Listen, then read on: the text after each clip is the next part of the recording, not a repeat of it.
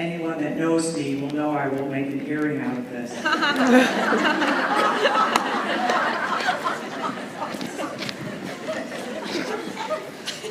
Hello, everyone, and I am humbled and honored to be between these two very accomplished and very charitable recipients of this award.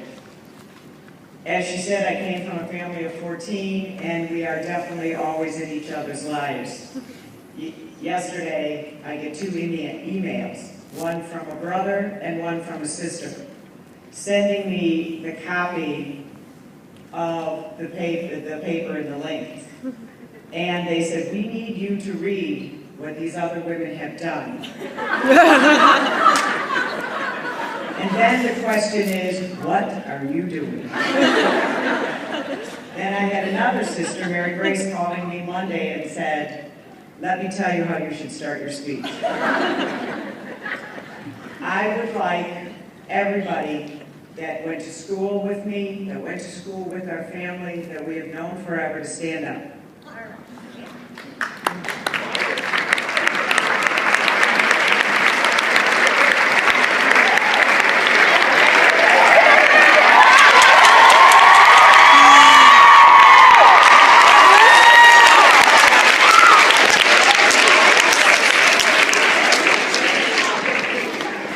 This is what Trinity will offer all of you sitting here. Lifelong friends, commitment, loyalty. They will open up worlds that you never thought that you would go into, and all because of this school and this area. I was a very average student and a very average athlete. First time in my life I've admitted that. But I knew I would never be the best at everything. But I knew someday I'd be great at something. I still have not found it, but I'm all trying to. My family and Trinity gave me the confidence to get in and play the game. They gave me a home base. When you know that you have friends and family as your cheerleader, it gives you the confidence to go out and start any journey your heart desires. Whether it's going to college, starting a business, raising money for charity, singing in front of people, falling in love, having children, becoming a nun, which I know Sister Michelle would like a few of you to do. Maybe that business will fail. Maybe the boy that you asked to the dance won't want to go. Maybe the family that you started doesn't stay together. The thing is that will just open doors to another journey. It's still your family, it's just taking a different journey. You'll have to find another job, it's just a different journey. Nobody shows up to your fundraiser, you did the right thing, a charitable thing.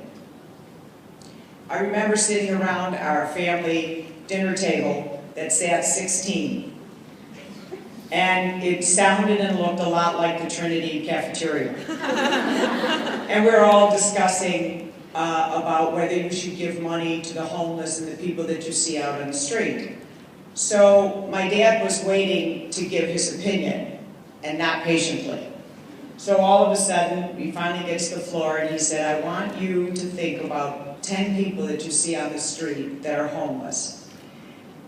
You should give each one of them whatever you can, whether it's a quarter, whether it's $1.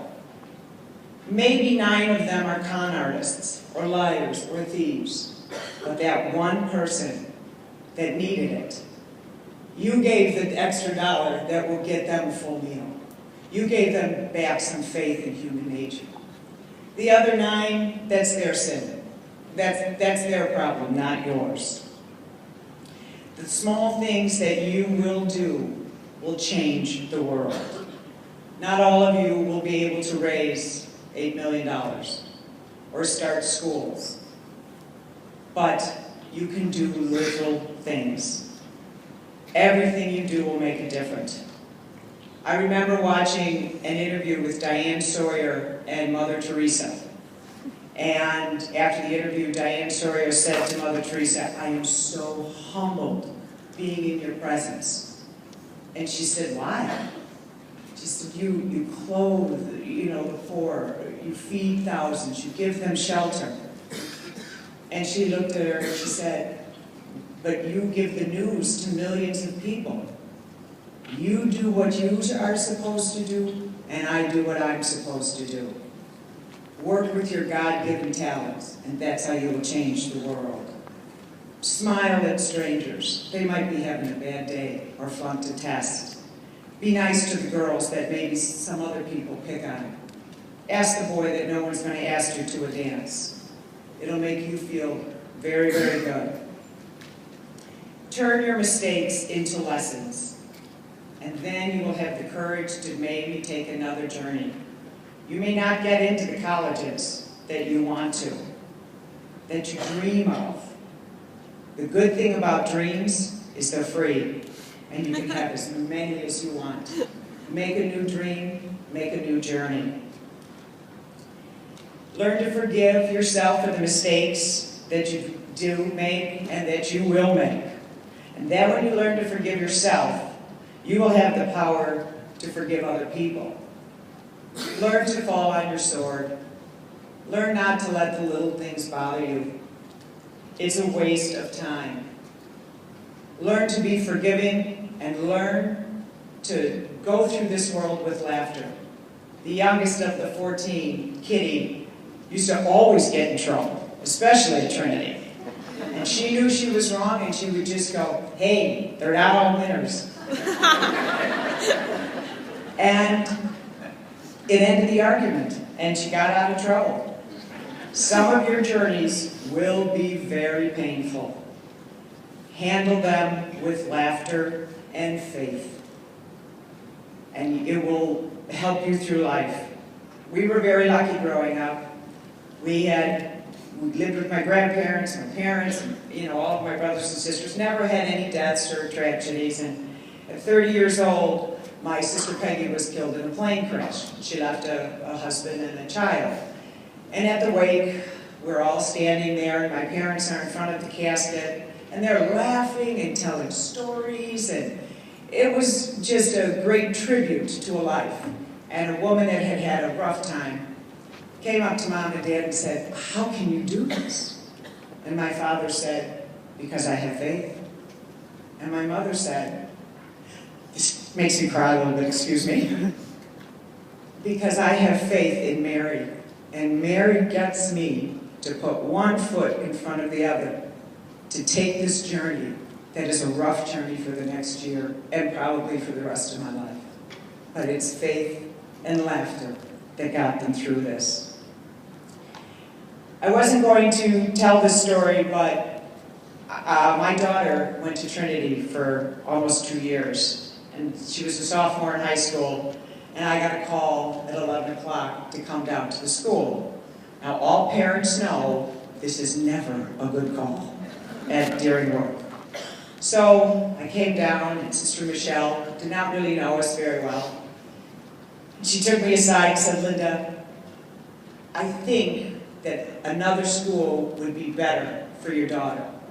They will be able to work with her talents a little better than we can." And I was so appreciative because she didn't humiliate anyone. She had faith in this girl that the journey she was on will someday end and turn into a good one. But because of the faith and the kindness that was from Trinity High School, she is now the mother of my beautiful grandchildren, and I will forever be grateful. You have to give back.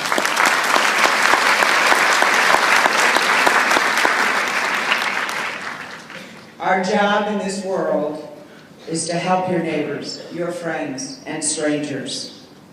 Life is really great when you bring others into it. My father's favorite song, a line from it was, "Love is nothing till you give it away, and you wind up having more." I'm going to leave you young women with 3 things that you probably have heard before. Dance like no one is looking. Sing like no one is listening to you. And pray like you're talking to your best friend. Thank you.